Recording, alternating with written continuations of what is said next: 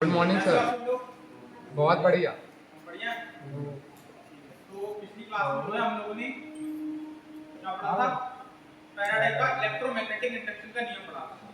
ठीक है, कुछ लोग आए थे सैटरडे को, कुछ लोग नहीं आए थे।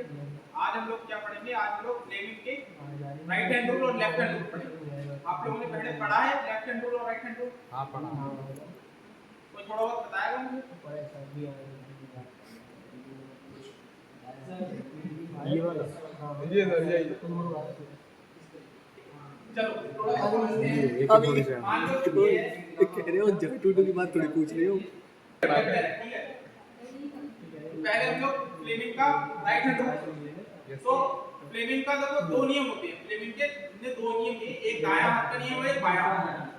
दायां हाथ का फ्लेमिंग का जो दायां हाथ का नियम होता है वो इसलिए होता है, वो होता है कि किसी भी कंडक्टर में कि अगर हमें मैग्नेटिक फील्ड घूमने की दिशा ज्ञात करनी है, वरुण का मालूम है और हमें क्या मालूम है मैग्नेटिक फील्ड की डायरेक्शन। तो अगर हमें उस कंडक्टर को घूमने की डायरेक्शन ज्ञात करनी है तो हमें दायां हाथ का नियम लगता है। ठीक है, फ्लेमिंग का लेफ्ट हैंड रूल कब लगता है? जब हम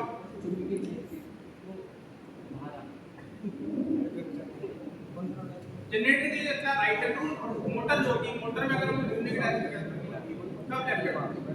जैसे कि इसमें देखो, अगर हम इस वाले में राइट हैंड रूल लगाएं, ठीक है, मान लो ये जनरेटर के लिए है, तो अगर हमने माना ये इस तरफ घूम रहा है और इसकी जो मैग्नेटिक फील्ड की डायरेक्शन है वो इसका एन से साउथ की ओर ऐसे जा रहा है,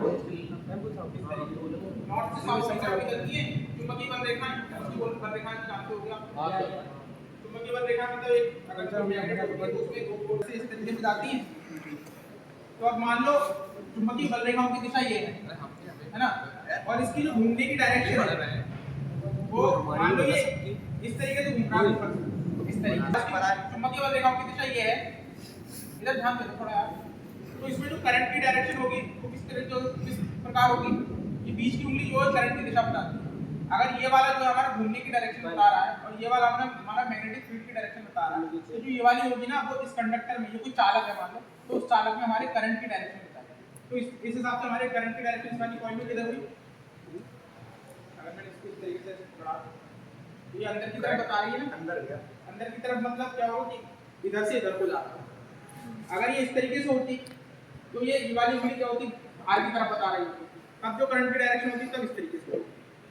ठीक है, तो ये समझ में आया फ्लेमिंग का राइट हैंड रूल। अब इसी तरीके से लेफ्ट हैंड रूल होता है।